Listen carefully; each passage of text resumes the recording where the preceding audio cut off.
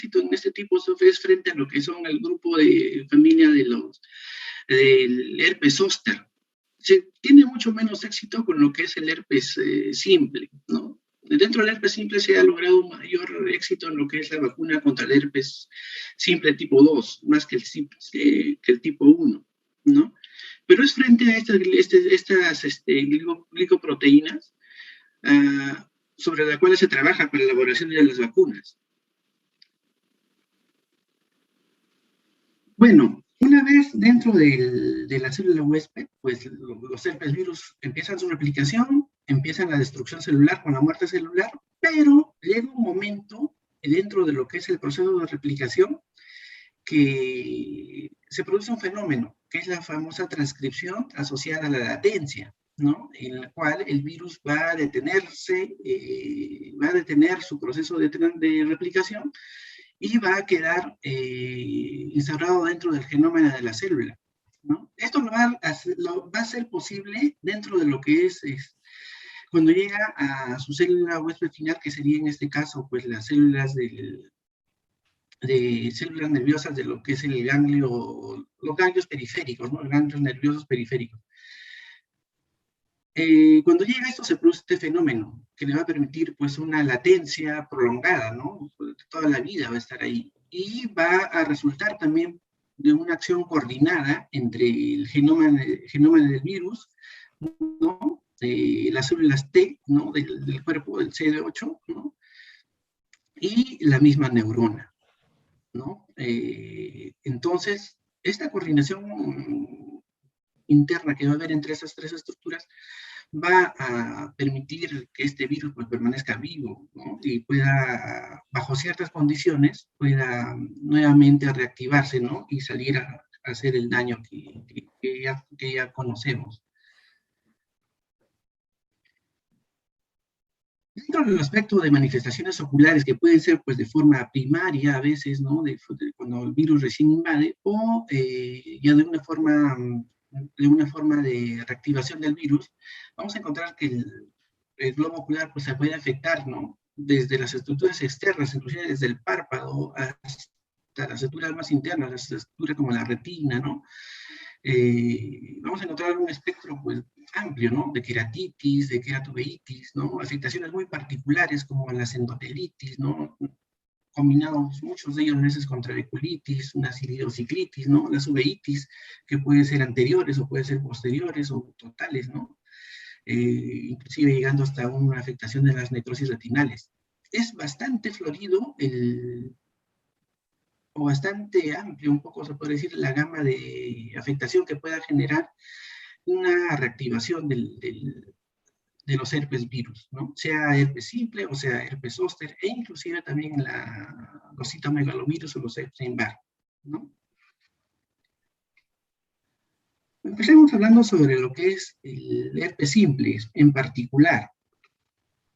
Dentro de lo que son las queratitis, ¿no? Se puede considerar que la queratitis herpética por herpes simple es una de las queratitis más comunes que se van a ver a nivel del mundo, ¿no? Y no, redundando un poco, pues, y la causa más común de las queratitis virales es el herpes simple, ¿ya? Estadísticamente se puede referir que hasta un 60% de las causas de úlceras corneales pueden ser causadas por herpes simple en países en vías de desarrollo, ¿no? Y pueden ser causantes muchas veces pues, de opacidades y cicatrices que pueden llevar a discapacidad de las personas que están sufriendo, ¿no? Una morbilidad visual bastante alta. Y dentro del espectro de afectación ocular, especialmente en la córnea, ¿no? del herpes simple, en el año 99, estos autores que son Holland y Schwartz, hicieron una clasificación más o menos anatómica de lo que es el espectro de presentación de las queratitis herpéticas, ¿no? Entonces vamos a ver este tipo de afectaciones, ¿no? Que pueden ser queratitis tipo netamente epiteliales, ¿no? Que vamos a encontrar que pueden ser, pues, desde formación de vesículas, ¿no? Pasando por úlceras dendríticas, pasando a úlceras geográficas, especial que son las úlceras marginales, pero que predominantemente la afectación es a nivel del epitelio y un poco del estroma, ¿no? Pero predominantemente es epitelial. Vamos a encontrar otra afectación que también es la queratopatía neurotrófica, ¿no? Es un poco más raro, pero sí vamos a encontrar esta afectación de las queratitis neurotróficas, ¿no? Vamos a encontrar cuando hay una afectación netamente estromal, ¿no? Son las queratitis estromales, ¿ya? Y dentro de este tipo vamos a encontrar lo que son las queratitis estromal necrotizante, que es un tipo de afectación que amenaza muy gravemente la anatomía del globo ocular, y también la queratitis estromal inmune.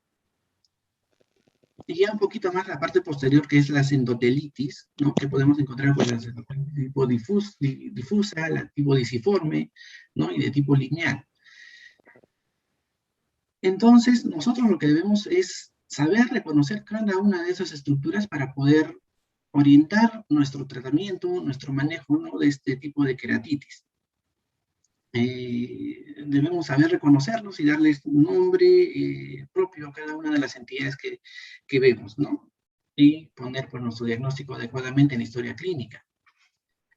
Vamos a ver acá unas fotografías de las diferentes manifestaciones del herpes simple, ¿no? A nivel del epitelio, ¿no? Muchas veces los pacientes llegan a consulta manifestando algún tipo de sensación de cuerpo extraño. Y a veces uno no puede dejar pasar esto y pasar por desapercibido y no darse cuenta de las pequeñas formaciones de vesículas en el epitelio, ¿ya? Estas vesículas son parte ya cuando el virus empieza la replicación a nivel de las células epiteliales de la córnea, empiezan a coalescer entre ellas formando un tipo de sinsitio celular, ¿no?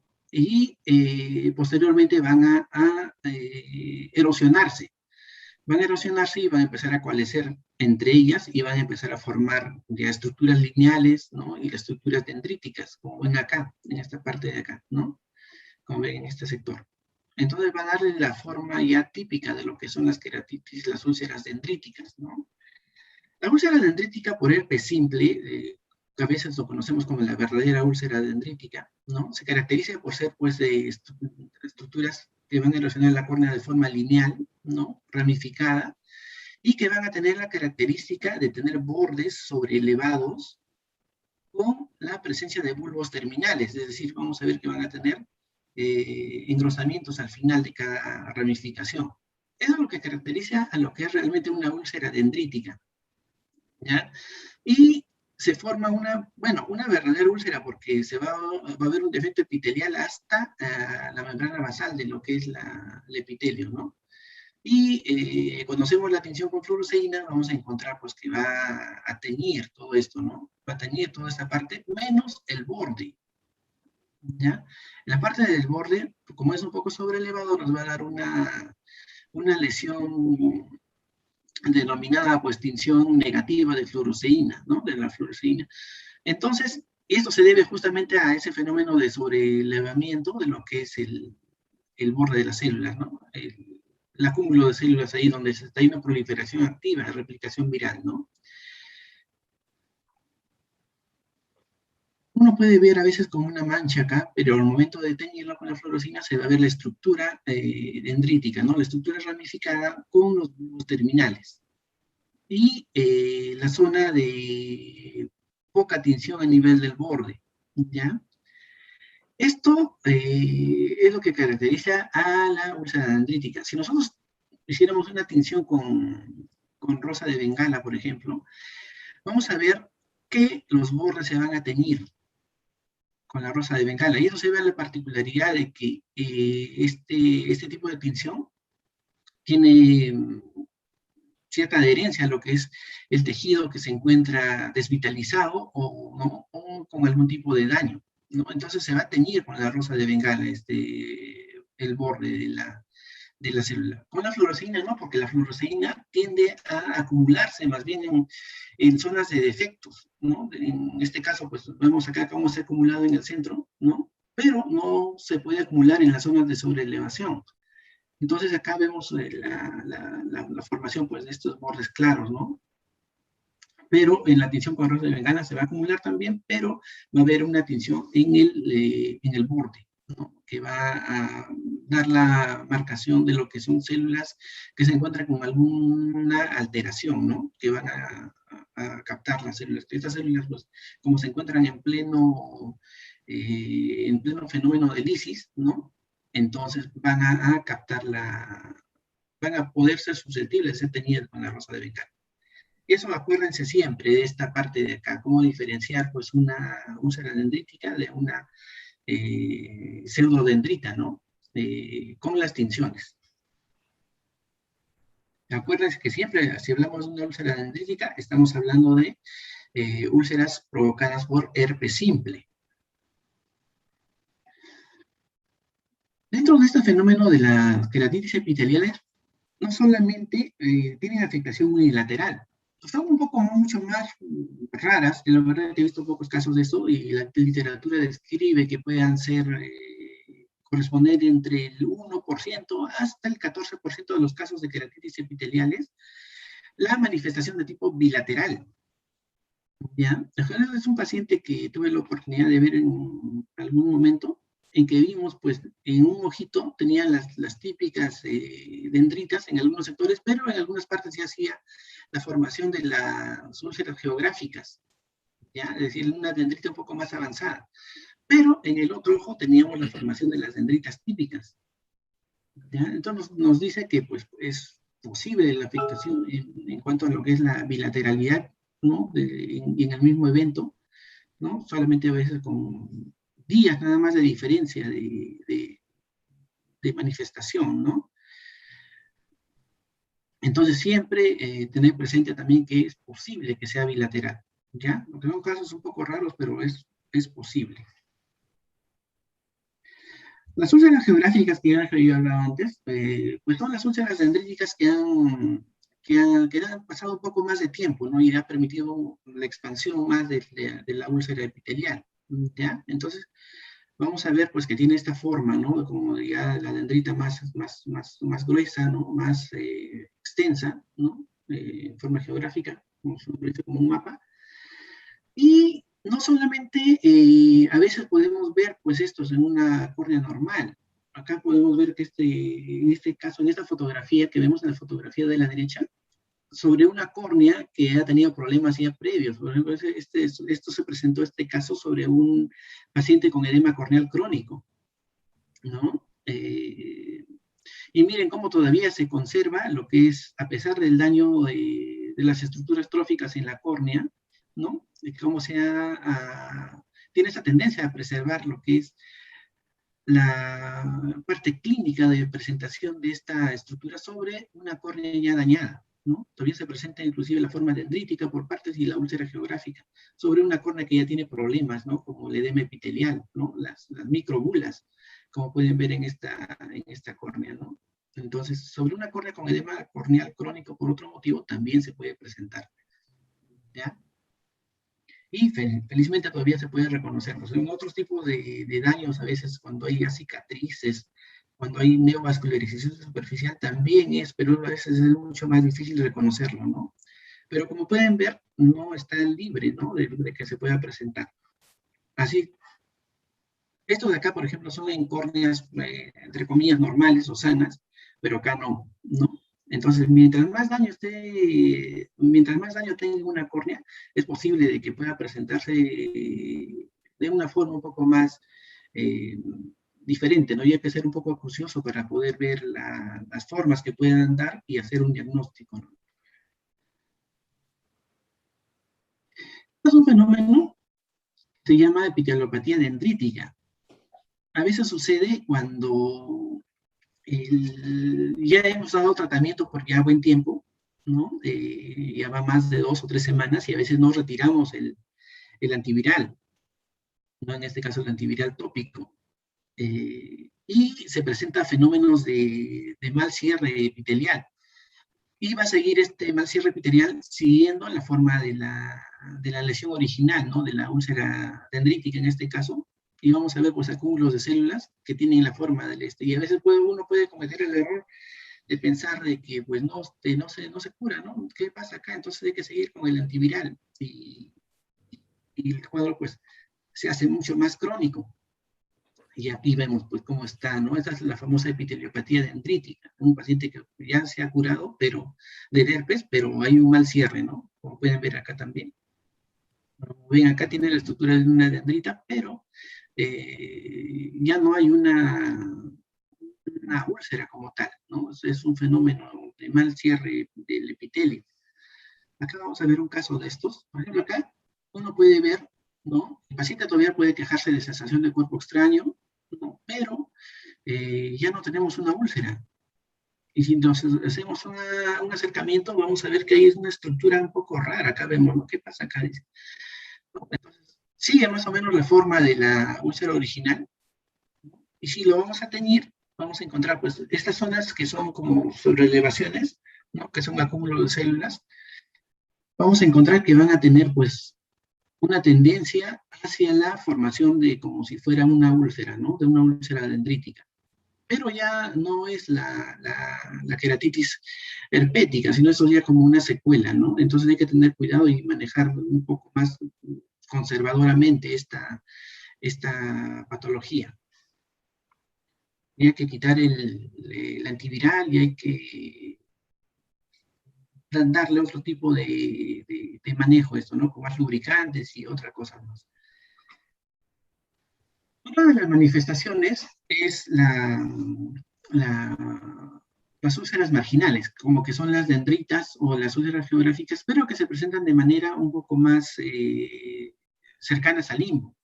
Este tipo de lesiones tienen una particular forma inflamatoria que es un poco más intensa y eso se debe a la presencia de los vasos sanguíneos que están muy cerca, ¿no? Entonces esto va a poder originar una respuesta inmune mucho más intensa que si tenemos una úlcera dendrítica pues, en el centro o paracentrales, ¿no? Entonces no va a haber una respuesta inmunológica inmediata y tampoco va a ser tan intensa, como que si se encontrara muy cerca al limbo, ¿no? Entonces acá va a haber una respuesta inmediata y mucho más fuerte de lo que es la respuesta inmunológica, ¿no? La inflamación, hablando de la inflamación, ¿no? Entonces vamos a tener la formación pues de una limpitis, inclusive es mucho más doloroso, ¿ya? Y vamos a tener, pues, por acá afectación del estroma. Muchas veces no vamos a tener, pues, a veces úlceras aquí estromales que se deben a la misma inflamación de la lesión, ¿no? Otras manifestaciones son las úlceras marginales, ¿no? ¿Qué son esto? Dicen, estas úlceritas a veces que podemos llegar a ver en la clínica, ¿no? En nuestra consulta, a nivel periférico, ¿no? Entonces hay que distinguirla de otras lesiones como hay pequeñas lesiones que se forman por reacción antígeno-anticuerpo hacia determinadas moléculas que son derivados de los estafilococos, que a veces muchos pacientes tienen pues en las pestañas, ¿no? Las blefaritis estafilocócicas, y van a generar una reacción de antígeno-anticuerpo a nivel del limbo, ¿no? Entonces vamos a encontrar de repente zonas de infiltración, pero sin defecto epitelial, ¿no? Entonces, ese tipo de reacciones a veces se parecen a lo que son las úlceras dendríticas, un poco las marginales, ¿no? Que nos pueden hacer confundir con esas estructuras, ¿no? Y lo que hay que ver acá es al tener solamente presente algunos aspectos. Las marginales que son por herpes simple, pues siempre debemos pensar que existen virus vivos, ¿no? Mientras que los infiltrados marginales, pues vamos a encontrar que pues, es una reacción inmunológica, ¿no? Frente al antígeno estafilocócico. Defecto epitelial, pues en el herpes simple siempre vamos a encontrar, ¿no? Y en las úlceras marginales no vamos a encontrar defecto epitelial, por lo general, ¿ya? La presencia de neovascularización es posible encontrarlos estos por un fenómeno que es pues, una inflamación muy intensa y está muy cerca a los vasos sanguíneos, ¿no? En los infiltrados marginales estafilocócicos, como es una reacción inflamatoria, también debe haber en algunas ocasiones la presencia de algunos vasos, ¿no? A veces cuando es muy crónico, recurrente, también puede presentarse las neovascularizaciones del estroma, sobre todo, pero nunca, digamos nunca, ¿no? En algunos casos. Hay que ver otro tipo de aspectos, ¿no? Como por ejemplo, pues la presencia de un efecto epitelial, ¿no? Cómo es la progresión también. Por ejemplo, los infiltrados marginales estafilocócitos tienen una tendencia a nivel de mantenerse cerca al margen, ¿no? Mientras que las úlceras herpéticas pues, tienen una tendencia inclusive a dirigirse más hacia el centro de la córnea, ¿no? Entonces, eso también nos hace una diferenciación entre estos dos tipos de lesiones, ¿no? Las blefaritis en las úlceras marginales de herpes simple a veces están presentes, pero a veces no, ¿ya? Mientras que en las infiltrados marginales estafilocócicos, pues por lo general vamos a encontrar que el paciente pues tiene su blefaritis, ¿no? La localización, por lo general, en el herpes simple vamos a encontrar en cualquier meridiano. Mientras que en los infiltrados marginales estafilocócicos vamos a encontrar una ubicación que es predominantemente muy próximo al contacto de la zona del limbo con el margen palpebral, ¿ya? Es decir, entre los meridianos de las 2 y las 4 en la parte superior, bueno, en la parte, claro, en la parte superior, y en la parte inferior como más o menos perdón, entre los meridianos entre las 2 y las 10 en la parte superior, y entre las 4 y las 8 en la parte inferior, ¿ya? Entonces, vamos a encontrar que están en relación aproximadamente con el toque, con el margen palpebral. Esto de acá es otra parte del espectro del daño de lo que nos puede producir una queratitis herpética, pero generalmente se presenta en pacientes que han tenido mucha recurrencia o enfermedades muy crónicas, ¿no? Que van a presentar pues, los fenómenos de ulceración neurotrófica, ¿no? Estos pacientes, por tanto tiempo que tienen las recurrencias, ya los nervios se van a dañar y por lo tanto vamos a tener una anestesia, se podría decir, de lo que es la córnea, ¿no? Entonces, esta hipoestesia va a originar un retraso en lo que son los cierres de las úlceras que se van a formar, ¿no? Entonces vamos a tener, pues, defectos tróficos que van a formar finalmente, pues, úlceras, ¿no? Úlceras a veces que se pueden infectar con bacterias, ¿no? O a veces que pueden ser áreas de recurrencia inclusive del herpes, ¿no? Son úlceras que a veces es de difícil manejo, ¿no? Con inflamación, como vemos acá, la presencia de hipopión acá en este ojito, sin que tengamos acá una úlcera, una lisis corneal neta, ¿no? Por lo general, las queratitis neurotróficas se deben pues a, a defectos muy recurrentes, ya como pueden ver en esta parte de acá, por ejemplo, vemos acá unas lesiones que ya son muy crónicas por la coloración de la córnea, por la formación de la neovascularización en algunos casos, que esto se deben a queratitis estromales, ¿no? Y vemos pues defectos de cierre, que no se cierran, ¿no? Las úlceras neurotróficas, ¿no? Es muy difícil cerrar estas heridas porque a veces el epitelio ha cambiado tanto que ya no le permiten un cierre completo, ¿no? Y el epitelio crece de una forma muy alterada, ¿no? El epitelio no sigue, ¿no? Su ritmo de cierre, ¿no? Entonces estamos frente a una úlcera neurotrófica. Otra característica de los herpes son las queratitis herpéticas de tipo necrotizante, las estromales necrotizantes. Y vamos a ver que este tipo de cabezas, si no las reconocemos prontamente, van a terminar a veces en perforaciones, ¿ya? Esto hay que sospechar en pacientes, sobre todo, que han tenido pues, inflamaciones previas, ¿no? De herpes, casos de herpes. Esto puede pasar pues rapidísimo, en 2, 5 días ya tenemos una perforación. Lo de bueno que tiene a veces el herpes es que en la mayoría de los casos responde muy bien a los antivirales. Entonces, cuando estamos teniendo un caso de necrosis estromal, vamos a ver una respuesta muy rápida a lo que son los antivirales y también a veces al uso de los corticoides, dependiendo del grado, porque a veces vemos pacientes que tienen una ulceración muy grande, ¿no? Una necrosis estromal, una lisis del estroma, y a veces puede resultar contraproducente la administración de corticoides, ¿no? Pero en casos un poco más leves, como por ejemplo, como pueden ver en esta foto de acá, con el antiviral y el corticoide rápidamente se controla, ¿ya? En todos estos casos, pues, lo que tenemos que hacer es reconocer rápidamente cómo se presenta una necrosis estromal, ¿no? Un adelgazamiento, una lisis del estroma, y darle un tratamiento oportuno para que no llegue a esta situación, ¿no? De un desmetocele o de una perforación neta de la córnea, ¿no? Sobre todo indagar los antecedentes de inflamaciones, de tratamientos que ha llevado el paciente, eso nos ayuda bastante en poder discernir si se debe un herpes o no de esa úlcera, ¿no?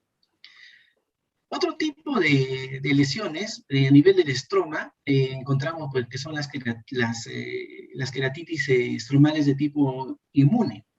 Frente a este tipo se dice que existe una reacción inflamatoria, ¿no? Frente a determinados antígenos que han quedado pues, a nivel del estroma y que bajo ciertas circunstancias puede el organismo reaccionar a a estos antígenos, ¿no? Y originar pues una respuesta inmunológica, ¿no? Con la formación del anillo de Wesley, ¿no? Que vamos a ver acá, el anillo inmunológico. Entonces, este tipo de lesión que es la queratitis estromal, también de tipo disiforme que vemos acá, ¿no? Netamente inmune. Se dice que esto de acá no existen virus vivos, no existen virus activos, como a diferencia de los casos anteriores que hemos visto, ¿no? Es una reacción netamente inmunológica, ¿ya? Y que responde muy bien al corticoide. Ese tipo de queratitis estromales, pues no tienen un defecto epitelial neto, o sea, si uno lo va a colorear con cualquier tinción no va a teñir, ¿ya? Es netamente estromal. Acá hay que aprender a ver acá es si hay afectación o no hay afectación del endotelio. Muchas veces, a veces las queratitis disiformes del endotelio nos dan lesiones similares, pero podemos llegar a ver a través de la lesión, podemos llegar a ver que hay pues un daño a nivel justamente del endotelio que está por debajo. Y vamos a ver de que esta lesión pues es más que nada un edema, ¿no? No un infiltrado, ¿no? Y tiene la forma también de un disco, ¿no? Pero las queratitis estromales, pues son reacciones netamente inmunológicas y responden muy bien a los corticoides. Y por lo general, pues no requieren, según los estudios que se han hecho, pues no requieren un tratamiento con antiviral, ¿no? Solamente con corticoides, ¿no? Acá podemos ver, ¿no? Una queratitis disiforme, ¿no? Ya un poco más profundo de los estromales nos vamos a las disiformes, de tipo queratitis endoteliales, pero podemos ver que acá sí hay una afectación del endotelio, ¿no? Al corte con la lámpara dura vamos a ver que hay pliegues en el endotelio, no se ve muy nítido acá, pero se puede ver una reacción de precipitados retroqueráticos y daño directo sobre el endotelio, ¿no? Y vamos a ver que tiene esta pacificación en forma de disco, pero se va a deber netamente a lo que es el pasaje del humor acuoso a la córnea, ¿no? O sea, vamos a tener un edema corneal en forma de disco acá, ¿ya? Entonces, por eso que se le llama la queratitis disiforme. A diferencia de lo que es el caso anterior, que también es disiforme, pero no hay un edema, no hay un edema neto, ¿no? Puede haber un poco de edema, tal vez a veces la inflamación, pues no podemos nosotros encasillarnos, ¿no? Que netamente del estroma, pero también puede afectar al endotelio y puede haber algo de edema acá, ¿no? Pero por lo general esto de acá es más un infiltrado inmunológico, que es diferente a esto de acá, que es un edema neto. No vamos a encontrar acá un infiltrado. El infiltrado es más que nada posterior endotelial y vamos a encontrar pues acá la inflamación del endotelio, ¿ya? Pero las formas se parecen, ¿no es cierto? Esa es la famosa queratitis endotelial también de tipo disiforme, ¿ya? Hay una queratitis endotelial también de tipo difuso, ¿no? Que vamos a encontrar de una afectación total de todo el endotelio, ¿ya? Pero acá sí demarca, ¿no? La marcada reacción inflamatoria de la cámara anterior, ¿no? Y va a haber puntos, pues, zonas de mayor afectación, ¿ya? Entonces, en este tipo de lesiones, pues, no hay una forma definida de lo que es, ¿no? Si es una forma disiforme, acá no podemos hablar de eso, ¿ya? Lo que acá vamos a ver es que no va a haber un defecto epitelial, ¿ya? Pero sí puede haber, pues, en este caso puede haber cicatrices de eventos epiteliales o estomales antiguos, ¿no? Y la tercera forma de lo que es la queratitis endotelial, que es la tipo lineal, ¿no? Yo particularmente no he visto nunca este tipo de lesión herpética, y se puede hacer un comparativo con lo que es la reacción inmunológica de rechazo de tipo endotelial en un paciente post-trasplante de córnea. Eso sí, se ve con más frecuencia, que son la famosa línea de CODA2, que es una lesión inmunológica justamente a nivel del endotelio, ¿no? Pero en el herpes, pues no. En el herpes se ve que hay estas zonas donde exactamente se está habiendo una lisis de las células endoteliales, ¿no? Y avanza pues como si fuese una ola de, una ola en las orillas del mar, ¿no? Es decir, va avanzando y va dañando el endotelio, ¿ya? Y donde ha dañado el endotelio, se forma, pues, de esta línea para atrás, donde todo está dañado, va a haber un edema del estroma, porque el endotelio ya no cumple su función, ¿no? De bomba. Pero de la parte de adelante, ¿no? Donde no ha sido afectado todavía, pues vamos a encontrar lo que es las zonas sin edema de córnea, ¿no? Entonces, siempre hay que ser acuciosos. Este tipo de acá se ve con mucha más frecuencia, pues, o sea, este patrón se ve con mucha más frecuencia en pacientes que han sido post-trasplantados, ¿no? Pero en este caso, pues, un paciente que no ha recibido ningún trasplante, hay que pensar en una queratitis endotelial de tipo lineal, ¿no? Dentro de lo que es el manejo del herpes, mucho nos queda sobre todo lo que es los avances de lo que se hizo el estudio HETS en el siglo pasado, que sea sin cadena y de... ¿no? Entonces, el estudio HETS nos quedó pues, mucho de lo que es el manejo actual, ¿no? Sobre lo que es el tratamiento en las fases agudas, ¿no? El uso de los corticoides también en fases agudas de la enfermedad, y también en lo que es el manejo de unas recurrencias, ¿no? Y la prevención sobre todo de las recurrencias. Muchos de estos antivirales a veces que vamos a encontrar en la literatura, pues no, nunca lo vamos a ver tal vez, ¿no? La vidarrabina, la trifluidina. Con lo que contamos actualmente, pues es la ciclovir, ¿no? Y el valaciclovir.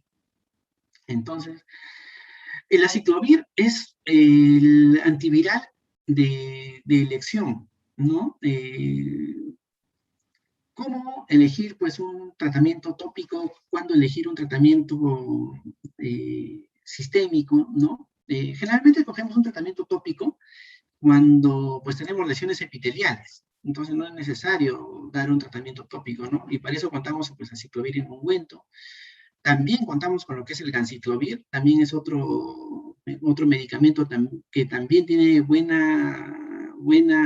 da una buena respuesta a lo que es el herpes simple, ¿ya? Eh, y bueno, la posología, pues es, por ejemplo, con el aciclovir, un pomada oftálmica, un ungüento oftálmico, ¿no? Al 3%, 5 veces al día durante 10 días, ¿no? Y vía oral, pues podemos encontrar aciclovir de 400 miligramos 5 veces al día, también entre 7 a 10 días, ¿no? Para la piel también, porque a veces encontramos también, ¿no? Blefaritis herpética, ¿no? También se puede utilizar ahí, en ese caso, pomadas, ¿no? O a veces preferimos también darle vía oral, ¿no? Las pastillas. Se dice que entre dar un ungüento o dar un tratamiento vía oral tienen el mismo efecto, ¿ya? Entonces, sí, siempre escoger uno de ellos. Nunca hay que escoger los dos a la vez, ¿ya? En relación al otro medicamento que es el valaciclovir, que es la prodroga de lo que es el aciclovir, pues la dosis sería entre 250 miligramos, dependiendo a veces del peso del paciente, ¿ya? Y lo que es usual, que es 500 miligramos 3 veces al día durante 10 días, ¿ya? Lo que se ha visto, por ejemplo, en lo que es el estudio HEDS, es el manejo de lo que es las recidivas. Dar aciclovir profiláctico, ¿no? Inclusive de este estudio se desprendió el uso prolongado de la aciclovir a dosis inhibitoria del herpes, ¿no? Entonces se recomienda, después de haber pasado los 7 días de tratamiento intensivo, ¿no? Empezar a reducir la dosis, ¿ya? Y hasta quedar, pues, 400 miligramos al día, pues, durante un año, o inclusive mucho más, dependiendo de la cantidad de veces que el paciente haya podido tener una recurrencia, ¿no?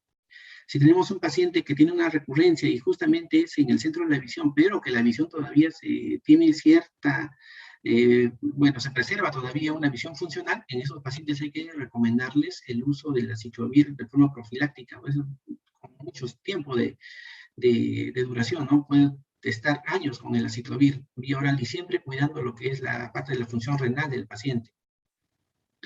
Lo mismo sucede con el valaciclovir, pero el valaciclovir, pues en esa época en la que se hizo el estudio HEDS no existía todavía, ¿no?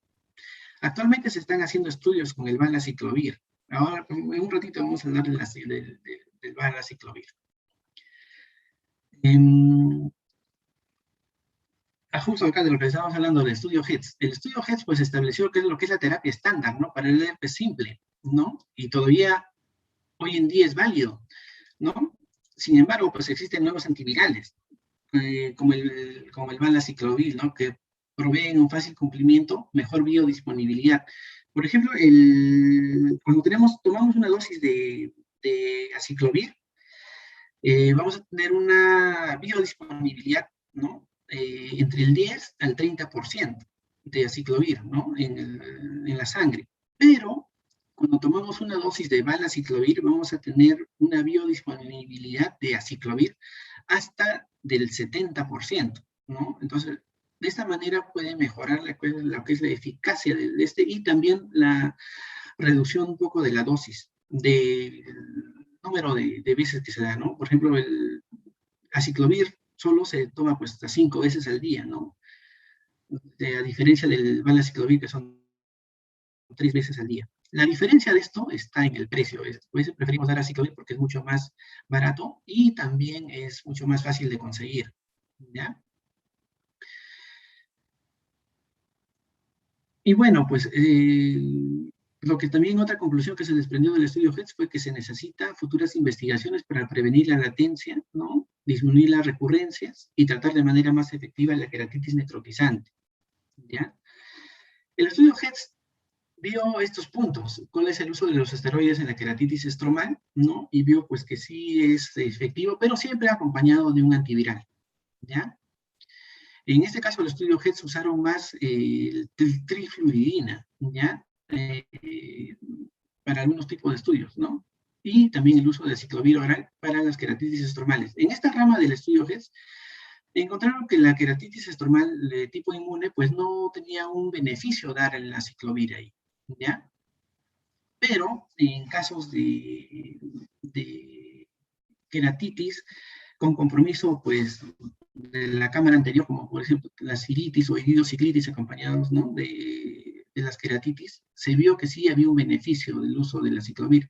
Entonces, de esto se desprende de que existe, para ese tipo de afectaciones un poco más internas, la presencia de herpes vivos, de viriones, ¿no? Partículas vivas. Entonces, por lo cual hubo una mejor respuesta al aciclovir, ¿ya? El uso de aciclovir oral para la prevención de queratitis estromal o iritis en pacientes con queratitis epitelial. En este caso, en el estudio HEDS, se hizo un tratamiento muy prolongado, de 5 o 6 meses, con aciclovir oral 5 veces al día, o sea, bastante prolongado, ¿no? Pero se vio que en esos pacientes la tasa de recurrencia de herpes pues, se redujo bastante. Por ejemplo, en el grupo de aciclovir solo tuvieron 19% de recurrencias, mientras que en el grupo que tomaba placebo había hasta un 56% de recurrencias al año, ¿ya? Pero que una vez ya uno cesaba de dar el tratamiento de profiláctico con aciclovir, se veía que prácticamente se igualaban, ¿no? Las tasas de recurrencia con el tiempo, ¿no? Pero que sí resultaba efectivo dar aciclovir oral, ¿ya? Actualmente la dosis de aciclovir para la recurrencia pues ya no son los 400 miligramos 5 veces al día por meses, ¿no? Actualmente eso basta con darle pues 1 o 2 veces al día de forma prolongada, ¿no? A los pacientes. Determinó factores predictores de recurrencia para la queratitis. Uno de los principales factores era el que el paciente haya o padezca o haya padecido de una queratitis estromal. Uno de los factores predictores para recurrencia es ese.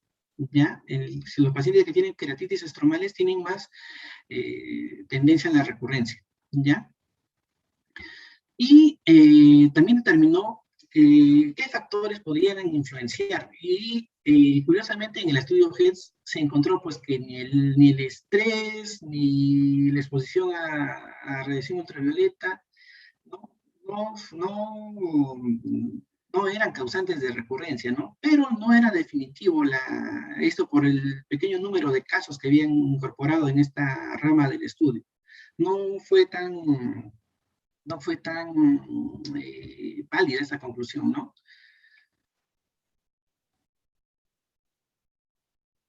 En relación a lo que es el ganciclovir, ¿ya? El ganciclovir también es un antiviral que tiene efecto sobre la mayoría de herpes simples, sobre la mayoría de la familia del herpes virus, perdón.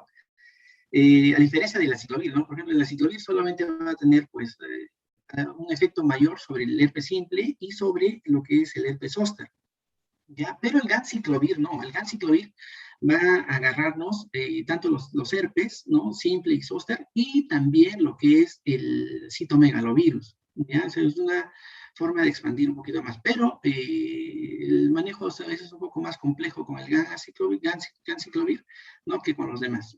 Felizmente nosotros contamos en el mercado con el ganciclovir en gel, al 0.15%, ¿no?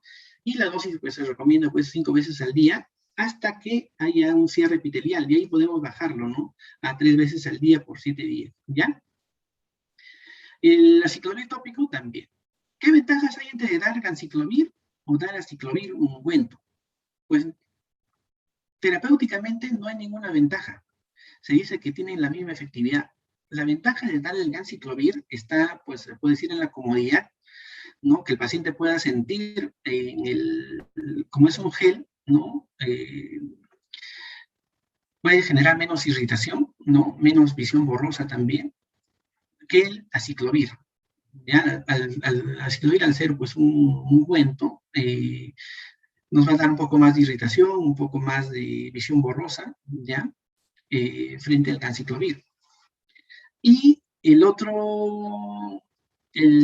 diferencia que puede ser es en el precio. El ganciclovir pues está un poco más caro que el aciclovir, ¿ya? Con la trifluoridina, yo particularmente no he tenido experiencia con ese tratamiento.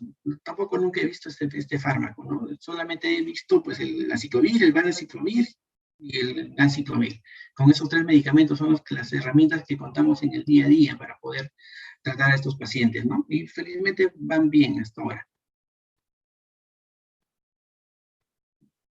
Cada otros esquemas, pero en general pues se recomienda la dosis del aciclovir.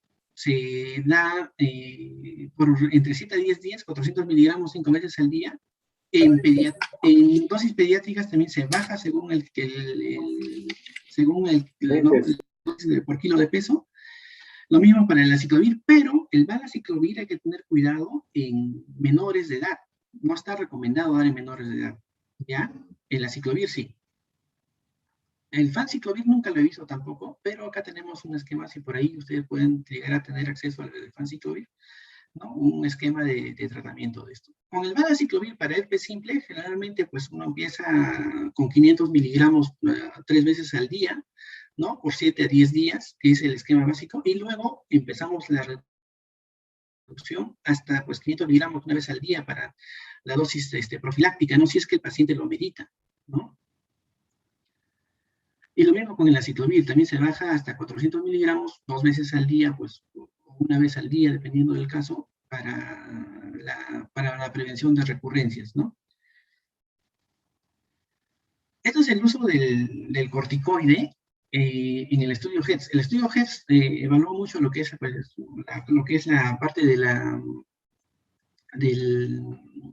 eh, de las queratitis estromales, nos dieron mucha importancia en la queratitis estromal. Entonces, hay una ventaja de dar queratitis, de dar un corticoide en estos pacientes, que disminuye la cantidad de días que el paciente pueda estar, ¿no? Con la visión borrosa, con la inflamación de la córnea, ¿no? Frente a pacientes que solamente le dan solamente un antiviral, ¿no? Entonces ellos siguieron un esquema de dar, pues, prednisolona, ¿no? Cada 8 veces al día por una semana, luego en la segunda semana bajaban a 6 veces, en la tercera semana 4 veces y así, ¿no? Hasta que a partir de la quinta semana ya empezaron a bajar la concentración de la prednisolona del 1%, la bajaron pues a 0,12% y nuevamente subían la cantidad de veces, ¿no? De una vez al día subían a 4 veces al día, pero la dosis era pues ya diluida, ¿no? A 0,12%. Y así nuevamente empezaban a bajar hasta la 10ª semana, ¿ya? Y esto permitía pues una mejor respuesta inflamatoria del paciente, ¿no? Mucho del herpes es, la parte inflamatoria es la que nos gana a veces la batalla, ¿no? Y a veces quedan los pacientes con leucomas, quedan con opacidades en la córnea, que hacen pues estos pacientes que tengan ceguera de tipo corneal, ¿no? Entonces, eso es lo que uno debe buscar y prevenir, ¿ya? Y estar muy atentos con lo que puede ser las posibles complicaciones del uso de corticoides y nunca dar corticoides sin tener un chequeo constante y también en muchas situaciones sin el uso de antiviral, siempre acompañado de antiviral, preferentemente, excepto en aquellos casos de queratitis disiforme de tipo estromal, ¿no? De tipo inmunológica que les he hablado, ¿ya? Pero a veces eso queda mucho a criterio del médico también, porque eh, hay médicos que a veces que prefieren dar también antiviral en caso de queratitis estromal, pero eso a veces es un tema un poco discutible, ¿no? Bueno, este tema del herpes es bastante largo. Vamos a hablar un poco de lo que es la queratitis por herpes zóster. Ya creo que estamos sobre la hora. Me dicen, por favor, si estamos bien o ya. Sí, Leonel, en realidad estamos sobre la hora. Yo lo que podría ofrecerte de repente es un tiempo mayor para desarrollar. Este tema es bien importante, pero en los 5 minutos que quedan no lo vas a poder desarrollar. Sí, doctor, sí, pues el tema de las queratitis virales es bien amplio. Entonces, Claro, solamente hablar de herpes simple es bien largo, ¿no? Y hay mucho claro. de qué preguntar y esas cosas. Y yo creo que vamos a enfocar en esa parte del herpes simple ahora y de repente otro día podemos hablar de herpes zóster. Yo creo que ¿No? sí, El herpes zóster, ajá, Leonel. Vamos a conversar con la jefe de residentes y buscamos un momento para, de repente, el próximo miércoles.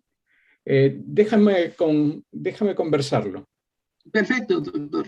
¿ya? Entonces, si tuvieran alguna ¿Más bien pregunta, preguntas algo hasta sobre aquí? el manejo de herpes simple, estoy a su disposición. Listo. Habían preguntas, Gisela, me parece que... Mariel, tú hiciste